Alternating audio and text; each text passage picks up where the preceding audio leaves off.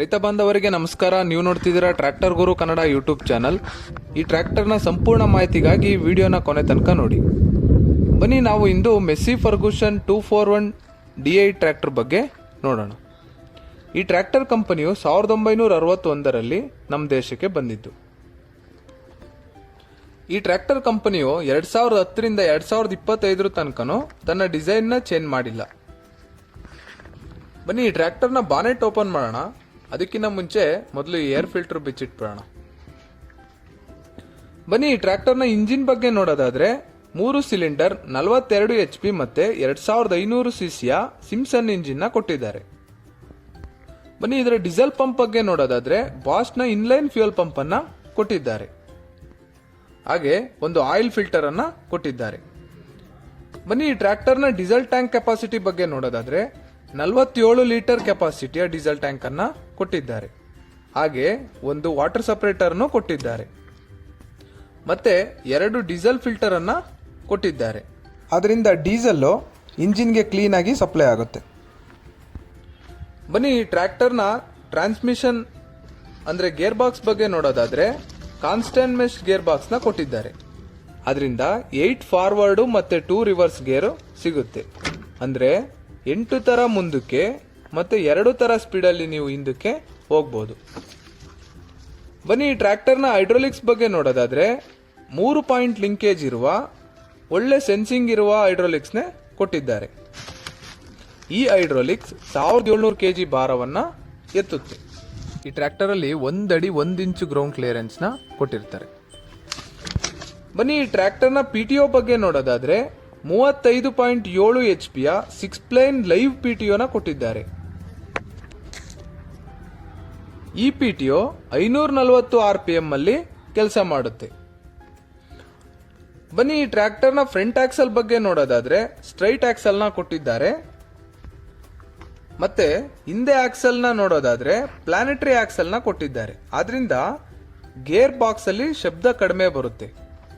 ಈ ಸಾಕೆಟ್ ಏನು ಅಂದ್ರೆ ಟ್ರೈಲರ್ನ ಲೈಟಿಂಗ್ಗೋಸ್ಕರ ಕೊಟ್ಟಿರ್ತಾರೆ.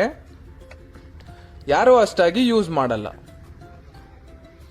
ಬನ್ನಿ ಈ ಟ್ರ್ಯಾಕ್ಟರ್ನ ಟೈರ್ಸ್ ಬಗ್ಗೆ ನೋಡೋದಾದ್ರೆ ಹಿಂದೆ 13.6 x 28 ಇಂಚ್ ಇರುವ ಟೈರ್ ಅನ್ನ ಕೊಟ್ಟಿದ್ದಾರೆ. ಅಂದ್ರೆ 13.6 ಇಂಚು ಅಗಲ ಮತ್ತು 28 ಇಂಚು ಡಯಾಮೀಟರ್ ಇರುವ ಟೈರ್ ಅನ್ನ ಕೊಟ್ಟಿದ್ದಾರೆ.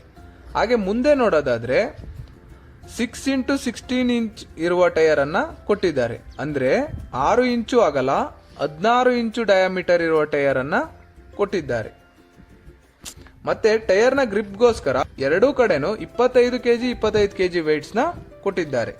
ಹಾಗೆ ಫ್ರಂಟ್ ಅಲ್ಲಿ ನೋಡೋದಾದ್ರೆ ಒಂದು ಒಳ್ಳೆ ಬಂಪರ್ನು ಕೊಟ್ಟಿರ್ತಾರೆ. ಈ ವೆಯ್ಟ್ಸು ಬಂಪರು ಉಕ್ಕು ಎಲ್ಲ ಕಂಪ್ನಿ ಫಿಟೆಡ್ ಆಗಿ ಬಂದಿರುತ್ತೆ. ಬನ್ನಿ ಈ ಟ್ರ್ಯಾಕ್ಟರ್ನ ಓಡಿಸಿ ನೋಡೋಣ. ಗೇರ್ನ ನ್ಯೂಟ್ರಲ್ ಮಾಡಿಕೊಂಡೆ ಟ್ರ್ಯಾಕ್ಟರ್ನ ಸ್ಟಾರ್ಟ್ ಮಾಡಬೇಕು. ಈ ಟ್ರ್ಯಾಕ್ಟರಲ್ಲಿ ಸೀಟಿಂಗ್ ಕಂಫರ್ಟ್ನ ಚೆನ್ನಾಗಿ ಕೊಟ್ಟಿದ್ದಾರೆ. ಮತ್ತು ಈ ಟ್ರ್ಯಾಕ್ಟರಲ್ಲಿ ವಿಶೇಷತೆ ಅಂದರೆ ಪೆಡಲ್ಗಳು, ಕ್ಲಚ್ ಪೆಡಲು ಮತ್ತು ಬ್ರೇಕ್ ಪೆಡಲ್ಗಳನ್ನ ಚೆನ್ನಾಗಿ ಕೊಟ್ಟಿದ್ದಾರೆ. ಹಳೆ ಟ್ರ್ಯಾಕ್ಟರಲ್ಲಿ ನೀವು ಪ್ರೆಸ್ ಪೆಡಲ್ಗಳು ಇರ್ತಿತ್ತು, ನೀವು ತುಳಿಬೇಕಾಗಿತ್ತು. ಈಗ ಪುಷ್ ಪೆಡಲ್ಗಳನ್ನ ಕೊಟ್ಟಿದ್ದಾರೆ. ಇದರಿಂದ ನಾವು ಈಸಿಯಾಗಿ ಕೆಲಸ ಮಾಡ್ಬೋದು. ಈ ಟ್ರ್ಯಾಕ್ಟರ್ನ ಲೆಂತ್ ಕಡಿಮೆ ಇರೋದ್ರಿಂದ ಕಡಿಮೆ ಅಂತರದ ಬೆಳೆಗಳಲ್ಲೂ ಈಸಿಯಾಗಿ ಟರ್ನ್ ಮಾಡ್ಬೋದು ಟ್ರ್ಯಾಕ್ಟರ್ನ. ಈ ಟ್ರ್ಯಾಕ್ಟರ್ನ ವಾರಂಟಿ ಬಗ್ಗೆ ನೋಡೋದಾದ್ರೆ 2100 ಗಂಟೆ ಅಥವಾ 2 ವರ್ಷ ವಾರಂಟಿನ ಕೊಟ್ಟಿರ್ತಾರೆ.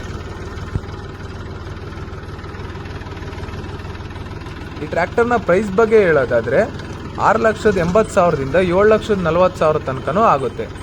ಅದು ಯಾವ ಥರ ಅಂದರೆ ನೋಡಿ, ಪವರ್ ಸ್ಟೇರಿಂಗ್ ತಗೋಬೇಕು ಅಂದರೆ ಸ್ವಲ್ಪ ಪ್ರೈಸ್ ಜಾಸ್ತಿ ಆಗುತ್ತೆ. ಆರ್ಡಿನರಿ ಸ್ಟೇರಿಂಗ್ ತಗೊಂತೀರಾ ಅಂದರೆ ಸ್ವಲ್ಪ ಪ್ರೈಸ್ ಕಡಿಮೆ ಆಗುತ್ತೆ. ಹಳೆ ಟ್ರ್ಯಾಕ್ಟರ್ಗೂ ಈ ಟ್ರ್ಯಾಕ್ಟರ್ಗೂ ಏನು ವ್ಯತ್ಯಾಸ ಅಂದರೆ ಫ್ರಂಟ್ ಆಕ್ಸಲ್ನ ಸ್ವಲ್ಪ ಈ ಟ್ರ್ಯಾಕ್ಟರಲ್ಲಿ ಮುಂದೆ ಕೊಟ್ಟಿದ್ದಾರೆ.